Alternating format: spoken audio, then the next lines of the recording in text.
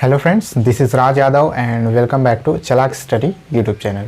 तो दोस्तों, आज का ये वीडियो आप लोगों के लिए बहुत ही ज़्यादा इंपॉर्टेंट होने वाला है। जितने भी स्टूडेंट हैं जो सी-टेट की तैयारियां कर रहे हैं, चाहे वो पहली बार अटेम्प्ट कर रहे हों या फिर ऐसे कैंडिडेट भी होंगे जो पहले भी एग्ज़ाम दे चुके होंगे बट जिनका एग्ज़ाम अभी तक क्लियर नहीं हुआ है, उनके लिए बहुत ही ज़्यादा इंपॉर्टेंट सेशन होने वाला है।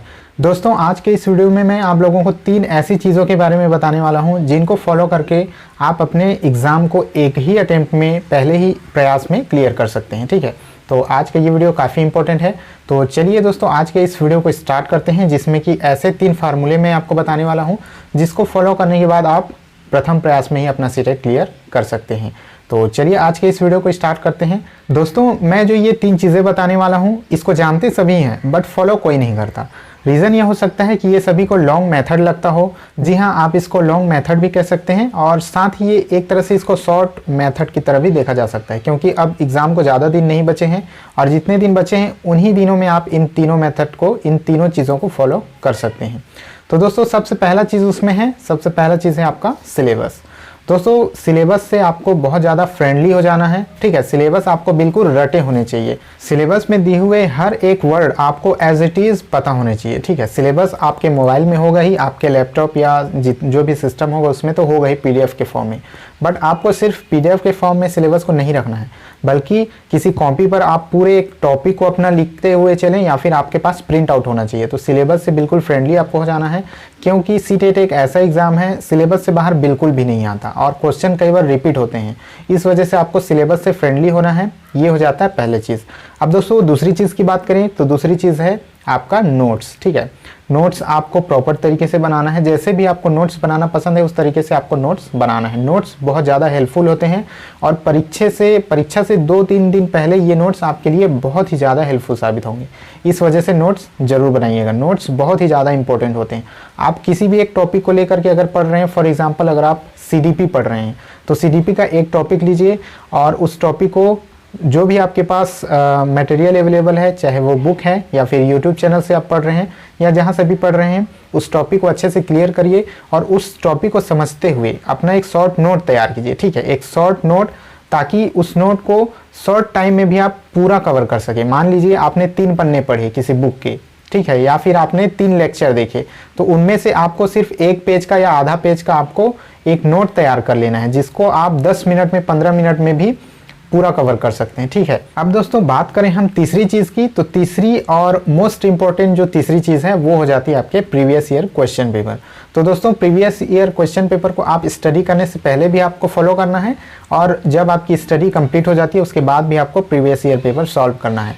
तो पहले और बाद में करने का कारण यह है, पहले आपको इस वजह से करना है क्योंकि जब आप प्रीवियस ईयर क्वेश्चन देखते हैं या फिर उसको सॉल्व करते हैं तो आपको आइडिया आता है कि आपकी सिलेबस में क्या चीज़ें हैं और किस तरह से प्रश्न पूछे जाते हैं। तो जब पहले से आप प्रीवियस ईयर क्वेश्चन देखे होते हैं तो आपको पढ़ने में भी आसानी होती है। जब आप अपनी स्टडी के लिए जाते हैं तो पढ़ने में आपको आसानी होगी कि हाँ, ये टॉपिक को हमें अच्छी तरह से पढ़ना है, क्योंकि इससे रेगुलर क्वेश्चन बनते हैं। क्वेश्चन रिपीट होते हैं तो आपको पता लगेगा कि किस तरह के क्वेश्चन रिपीट होते हैं, किस तरह के टॉपिक से ज़्यादा प्रश्न पूछे जाते हैं, तो उन टॉपिक्स को आप अच्छे से मजबूत कर सकते हैं। अब इसके बाद जब आपकी स्टडी कंप्लीट हो जाती है तब भी आपको प्रीवियस ईयर क्वेश्चन सॉल्व करने बहुत ज़रूरी है। ठीक है, प्रीवियस ईयर क्वेश्चन सॉल्व करने से ये पता चलेगा कि आपकी स्टडी किन किन टॉपिक्स में आपकी पकड़ अच्छे से मजबूत हुई है और किन टॉपिक्स में आप अभी भी कमज़ोर हैं। तो प्रीवियस ईयर क्वेश्चन करने बहुत ज़रूरी हैं। इसके अलावा अगर आप चाहें तो वैसे तो प्रीवियस ईयर क्वेश्चन ही सफिशिएंट होते हैं प्रैक्टिस के लिए। कम से कम 10 साल के प्रीवियस ईयर क्वेश्चन आपको करने ही करने हैं।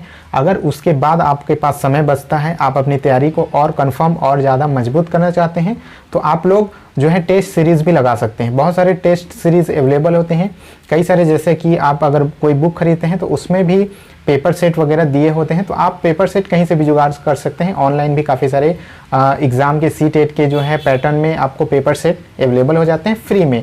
ठीक है, अगर आप पेड भी लेना चाहते हैं तो कई सारे चैनल्स पर या फिर कई सारे ऑनलाइन वेबसाइट पर जो है पेड जो है टेस्ट सीरीज़ भी आपको अवेलेबल हो जाते हैं। तो इस तरह से अगर आप अपने प्रैक्टिस को, अपने तैयारियों को अंजाम देंगे बहुत ही सिस्टमेटिक तरीके से, तो आप पहले ही प्रयास में सी-टेट को क्लियर कर सकते हैं। सीटेट कोई बहुत बड़ी चीज़ नहीं है, ठीक है। असली चीज़ होती है सीटेट क्लियर करने के बाद जब आप एग्ज़ाम की प्रिपरेशन करते हैं, वो ज़्यादा बड़ी चीज़ होती है।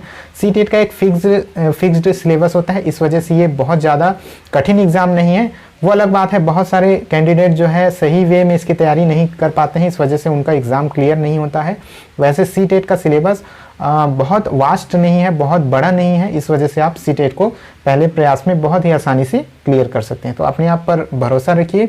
लास्ट में यही चीज़ मैं कहूँगा कि अपने आप पर पूरा भरोसा रखिए, सिस्टमेटिक वे में काम कीजिए, अपनी स्टडी कीजिए। हार्ड वर्क सभी करते हैं, बट आपको करना है स्मार्ट वर्क। स्मार्ट तरीके से अपनी तैयारियां कीजिए और कम समय में, जितने भी टाइम में एग्ज़ाम का भी जो भी टाइम बचा हुआ है, उस टाइम में आप आराम से अपनी तैयारी कर सकते हैं। आई होप ये वीडियो आपको पसंद आया होगा।